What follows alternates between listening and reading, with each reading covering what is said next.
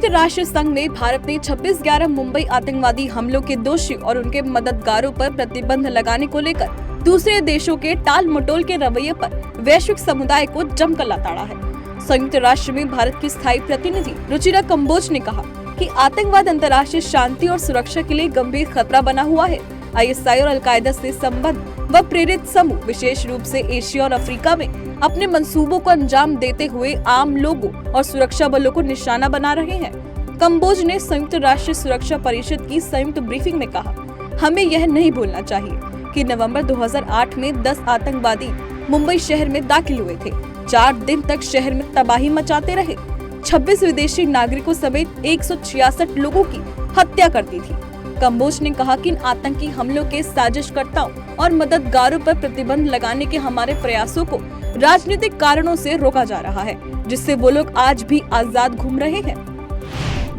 प्रधानमंत्री नरेंद्र मोदी ने दिल्ली में लचित बरफुकन की 400वीं जयंती समारोह में भाग लिया और उन्हें श्रद्धांजलि अर्पित की। इसके साथ ही PM मोदी ने अहोम जनरल लचित बरफुकन की जयंती के अवसर पर उन पर लिखी किताब का विमोचन किया। इस दौरान PM ने कहा कि वीर लचित बरफुकन का जीवन हमें प्रेरणा देता है कि हम व्यक्तिगत स्वार्थों को नहीं, देश हित को प्राथमिकता दें।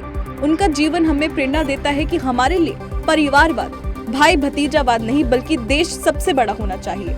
साथ ही उन्होंने कहा कि भारत का इतिहास अत्याचारियों के विरुद्ध अभूतपूर्व शौर्य और पराक्रम दिखाने का है।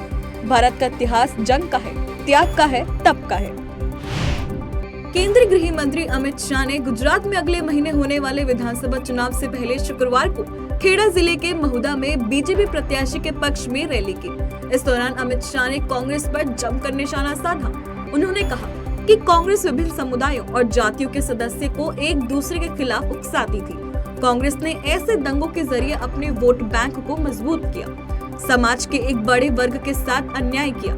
शाह ने दावा किया कि गुजरात में साल 2002 में दंगे इसलिए हुए क्योंकि अपराधियों को लंबे समय तक कांग्रेस से समर्थन मिलने के कारण हिंसा में शामिल होने की आदत हो गई थी।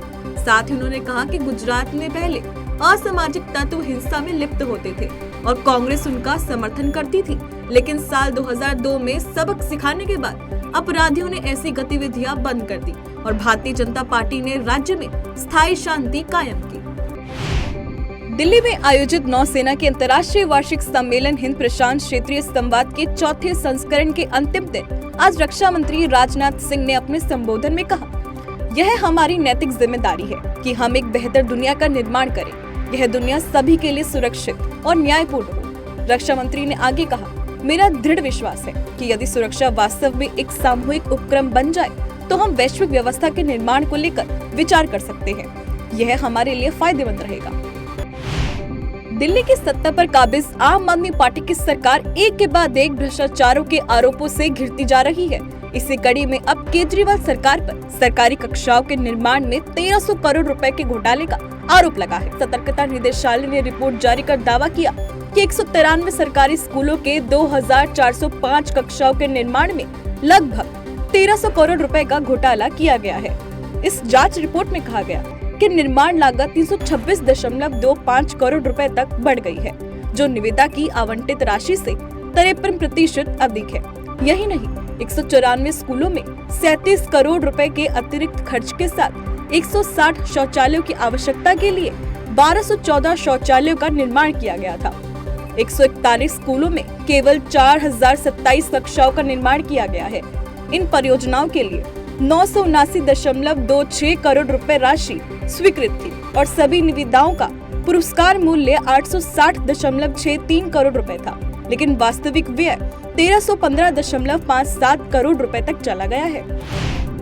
IEC यानी इंटरनेशनल इलेक्ट्रोटेक्निकल कमीशन के उपाध्यक्ष पद के लिए सैन फ्रांसिस्को की बैठक में हुई वोटिंग के दौरान भारत ने इंटरनेशनल इलेक्ट्रोटेक्निकल कमीशन के उपाध्यक्ष का पद हासिल कर लिया है। इसके अलावा भारत को स्ट्रैटेजिक मैनेजमेंट बोर्ड के अध्यक्ष की भी जगह हासिल हो गई है, जिसमें बतौर अध्यक्ष भारत का कार्यकाल 2 वर्ष का होगा।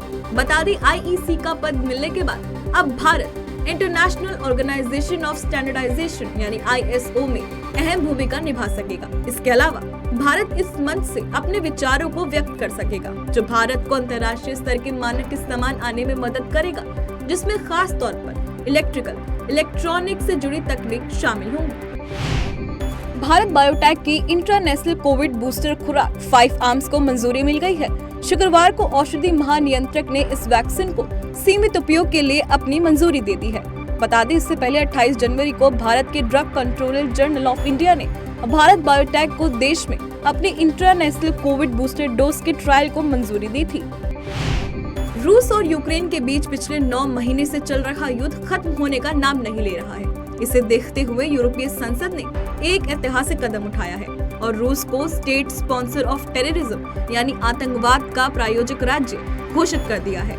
यूरोपीय संसद का कहना है कि यूक्रेन के खिलाफ रूसी अत्याचार और नागरिक बुनियादी ढांचे का विनाश अंतर्राष्ट्रीय और मानवीय कानूनों का उल्लंघन करता है। वहीं यूक्रेन के अधिकारियों ने इस कदम का स्वागत किया, जिस पर यूक्रेन का कहना है कि रूस एक आतंकवादी राज्य है। दिल्ली शराब घोटाले के मामले में सीबीआई ने चार्जशीट दाखिल कर दी है। ये चार्जशीट कुल 7 लोगों के खिलाफ दायर की गई है। सीबीआई ने कोर्ट को बताया है कि जिन 7 लोगों के खिलाफ चार्जशीट फाइल की गई है उसमें 3 लोग पब्लिक सर्वेंट हैं। इसके साथ ही सीबीआई ने कोर्ट को ये भी बताया कि मामले में उप मुख्यमंत्री मनीष सिसोदिया के खिलाफ भी जांच की जा रही है। वहीं मामले में जिन 7 लोगों के खिलाफ आरोप पत्र दायर किया गया है उनमें से विजय नायर, अभिषेक बोइनपल्ली, समीर महेंद्रू, मुत्था गौतम, अरुण आर पिल्लई मुख्य हैं। इसके अलावा सीबीआई ने एक्साइज के 2 पूर्व अधिकारियों के खिलाफ भी चार्जशीट दाखिल की है। उत्तर प्रदेश की योगी सरकार ने कैबिनेट बैठक में नगर विकास, पर्यटन, आवास विभाग समेत कई प्रस्तावों पर फैसला सुनाया है, जिसमें प्रयागराज, आगरा और गाजियाबाद में भी पुलिस कमिश्नर सिस्टम लागू करने के प्रस्ताव को मंजूरी दे दी है, जिससे तीनों कमिश्नरेट में आज ही कमिश्नर की तैनाती होगी और आगरा, गाजियाबाद और प्रयागराज पूरे जिले में पुलिस कमिश्नर प्रणाली लागू हो जाएगी। बता दें कि पुलिस कमिश्नरेट सिस्टम में पुलिस अधिकारी को डीएम और एग्जीक्यूटिव मजिस्ट्रेट के अधिकार मिल जाते हैं। पुलिस कमिश्नर कानून व्यवस्था से जुड़े सभी मुद्दों पर फैसला ले सकते हैं।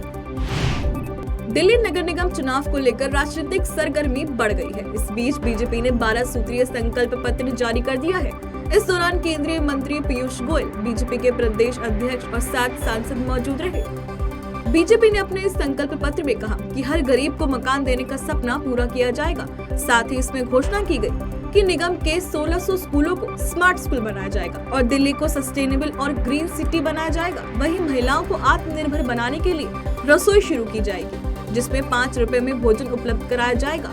बता दें कि दिल्ली में एमसीडी चुनाव को लेकर 4 दिसंबर को वोटिंग और 7 दिसंबर को मतगणना होगी। कांग्रेस को तेलंगाना में जोरदार झटका लगा है। तेलंगाना के संतनगर से 4 बार के विधायक एम शशिधर रेड्डी ने भाजपा का दामन थाम लिया है। इस दौरान केंद्रीय मंत्री जी किशन रेड्डी, केंद्रीय मंत्री सर्बानंद सोनोवाल और तेलंगाना भाजपा अध्यक्ष बंदी संजय कुमार मौजूद रहे। रेड्डी ने हाल ही में कांग्रेस से इस्तीफा दे दिया था। उन्होंने कांग्रेस पार्टी पर आरोप लगाया था कि पार्टी के मामलों में पैसे का दबदबा बढ़ रहा है। उन्होंने आरोप लगाया कि दिग्विजय सिंह से लेकर एक के बाद एक कांग्रेस प्रभारियों ने पार्टी का बहुत नुकसान किया और प्रदेश कांग्रेस अध्यक्ष के रूप में एक निष्ठावान को नियुक्त करने को लेकर उनके जैसे पार्टी नेताओं के विचार को नजरअंदाज किया गया। चीन के झेंगझू प्रांत स्थित विश्व की सबसे बड़ी एप्पल आईफोन उत्पादन फैक्ट्री फॉक्सकॉन में शुरू हुआ विवाद थमने का नाम नहीं ले रहा है। आपको बता दें कि समाचार एजेंसी रॉयटर्स द्वारा दी गई जानकारी के अनुसार फॉक्सकॉन के 20,000 से अधिक कर्मचारी फैक्ट्री छोड़कर जा चुके हैं। ताइवान की कंपनी फॉक्सकॉन द्वारा नियंत्रित इस फैक्ट्री में चीन के कोरोना प्रतिबंधों के बाद वेतन में कटौती और खाने पीने तथा दवाइयों का अभाव इसका प्रमुख कारण माना जा रहा है। फीफा विश्व कप 2022 में बीती रात खेले गए रोमांचक मुकाबले में ब्राजील ने सर्बिया को 2-0 से हराया है। कतर के लुसाइल स्टेडियम में खेले गए इस मैच में ब्राजील के रिचर्डसन ने धमाकेदार 2 गोल दागकर टीम को जीत दिलाई। वहीं इस मैच में ब्राजील के स्टार स्ट्राइकर नेमार चोटिल हो गए। मैच के 62वें मिनट में विनीसियस जूनियर के बनाए मौके पर रिचर्डसन ने टीम का खाता खोला और इसके 11 मिनट के बाद शानदार एक्रोबैटिक किक लगाकर टीम की बढ़त को दोगुना किया। वहीं सर्बिया अपना खाता खोलने में भी नाकाम रही।